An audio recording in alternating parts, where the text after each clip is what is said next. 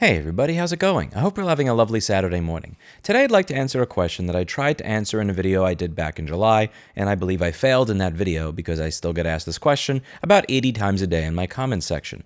This video is let's talk about the next phase of my life. Rossmann Repair, moving, and FUTO. What's next? The questions range from, what is a FUTO? Wait, you have a job? I thought you had a business. You can't have a business and a job at the same time. That's impossible. And do you still own your repair business? Is your repair shop moving? And will you still own your repair shop? These are all excellent questions, and the absolute TLDR of this is FUTO is an organization in Austin, Texas that is focused on giving users back control of their technology. I do work there. I still 100% own my business. My repair shop is still open and we'll be moving to Texas, and that's about that. The long story version of this is that FUTO is an organization that seeks to give users back control of their technology, which is really, if you zoom out on this channel and the issues that I've talked about over the past 10 years here, really been the theme of my channel, has been that whether it's a platform, a hardware manufacturer, or a software manufacturer, they have all sought a greater level of control over the products and services that we use on a daily basis. FUTO is an organization that, through targeted grants to people who are really doing great work in the space, like the creator of Graphene OS, the creator of Calyx OS, the creator of the Freenet project, the creator of MicroG, which you may be familiar with if you ever use YouTube Advanced, who are doing great work, we will give them money, no strings attached, to continue doing that work so long as the project is open source, they don't sell out to Google, Apple, Amazon, etc., and they don't have a the user is the product business model where they abuse the user and mine their data, which may be considered strings, but don't sell out, be open source, and don't abuse the user are pretty damn good strings for free money. So what I'd like to discuss here is how I got to become a part of this organization and what it is that we're seeking to do with this organization. In August 2020, somebody reached out to me asking what I would do with a sizable sum of money for Right to Repair. Given that they called my business's public phone number, which is prank called on a regular basis, I assumed this was a prank and promptly hung up. I received a super chat while I was doing a YouTube live stream of a board repair from somebody saying, this is not a prank, pick up the phone. So I did, and the person on the other end suggested that I start a nonprofit to take my right to repair advocacy work more seriously with the help of a sizable donation from that individual. Since taking that donation and starting a nonprofit with the help of his attorneys, New York State passed the Right to Repair bill in spite of the fact that it had failed every single year for 6 years before. The FTC finally started to take Right to Repair seriously, in my opinion, partially because of a lot of prodding from advocacy groups that we have funded and reports that we've made to the FTC. Colorado became the first state to pass a wheelchair Right to Repair bill, which just 1 year before was literally laughed out of the legislature, but actually made its way through this year. We've been able to make all different types of really cool guides and stuff over here for iPhone repair, MacBook repair, component level repair, a bunch of other products that are being funded by the money from that grant. And if you think that these are good guides, by the way, and stuff you want to see more of, fighttorepair.org. There is a donate button for anybody curious or interested. Now, after making this grant in August of 2020, he asked if I was open to coming out to Austin, Texas to help him build out his organization. And that was kind of bad timing. So we had me getting ripped off by a contractor as I was moving into a store that cost about 3 times as much as my old store. We had the governor of New York State that became a dictator and tried to say what isn't essential. You had the fiery but mostly peaceful protests and a lot of businesses that look like mine looking like this in New York City, because New York City, this wasn't exactly a great year for me to move across the country and start working for somebody else. My business was on very shaky ground since I had just moved to a much more expensive location as the economy was falling apart around me and seemingly society as well. So it just wasn't an offer I was able to take them up on. There was an event earlier this year that we both attended. I figured the least I could do is say, hey, thanks for the large grant to the nonprofit. Here's all the cool stuff that we accomplished as a result of your kind donation.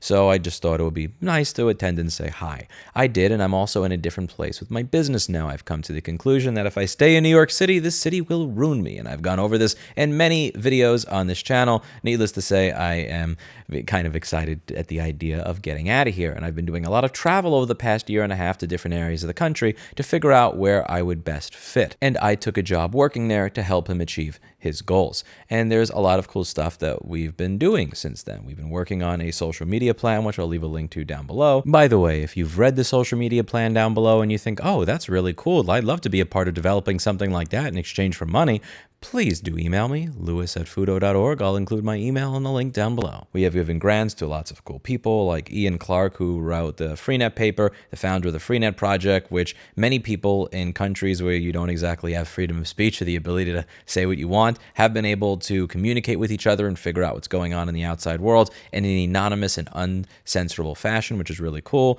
You have people like Calyx OS and Graphene OS that we've given grants to. You have the creator of MicroG, which you may be familiar with if you've ever used YouTube Vanced before, but there's a lot more that app can do than just allow YouTube Vanced to work. And there are many, many more grants to come. We've given out over $600,000 in these no strings attached grants, and we have a lot more that we are looking to do. Also, when I come here to Texas, I would like to be able to do these repair workshops that I was doing a few years ago, but in a much more regular frequency. You know, we have people that were coming in with all different types of stuff that they had screwed up trying to fix themselves, and they can get advice on how to fix it themselves using our equipment. That's going to be really fun. These open to the public repair workshops where anybody can come in, use microscopes, soldering equipment, multimeters, and everything that we use in this channel to do board repair will be done under the FUTO brand name in a FUTO building, and I'll be hosting them. And it'll be really fun to be able to help the next generation of people who want to kind of get involved with some of the stuff that I've done on this channel over the past 10 years to be able to do this. I really wish when I was 19 years old, there was a place I could just walk into and ask, how do I reball a micro BGA or something like that? And like, how does this work? How do I use this hot air station? And I've actually gotten some sort of education, feedback, and hands-on experience. And the ability to provide that to thousands of people who wish to walk in and get that experience for free is something that I think is really, really cool. This feels less like a job and more like a public service, and I'm really happy and excited to be a part of it. And you never know, maybe we fail at everything that we try to achieve. Who knows? There's a lot that I've succeeded at in life, but there's way more that I've failed at. But one thing I'm 100% certain of is that if I don't take the opportunity when it's available and this good an opportunity, that I will most certainly regret it.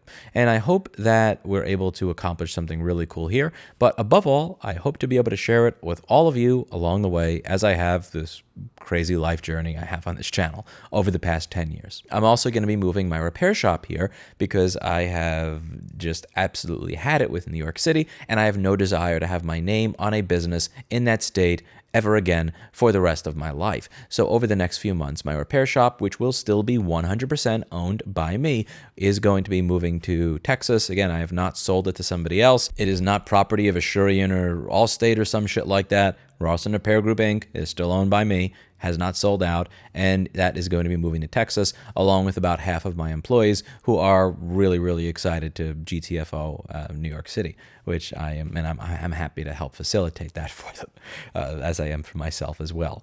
So we're going to be working here. I'm going to have a repair shop. I'm going to have an open to the public repair workshop thing where people can come in and kind of get an idea how to fix their own stuff and work on their own stuff using our equipment. And I am also going to be working at FUTO to help them achieve their particular goals. Now, there have been people that have said, wait a second, how do you have a job? You have a business. Yes, I can multitask. I have the ability to walk and chew gum at the same time. I can do two things at once. What do you take me for? An Apple engineer? I am able to do two things at once, and I will sometimes maybe even three. You know, I've had a YouTube channel, a repair shop with 12 employees, and 2 nonprofits. Adding something else to that is not exactly going to add a lot of black under my eye. But in all seriousness, I like the idea behind this organization. I like what they're trying to do, and I would like to try and turn some of these fever dream ideas into an actual reality of a world where people do have a little bit more control over their technology. And again, you know, it's a kind of a it's a big issue. It's a big problem. It's not something that's fairly easily solvable, even when there's a lot of money available to try and solve it. You know, I have an interview with the founder over here of this organization, and as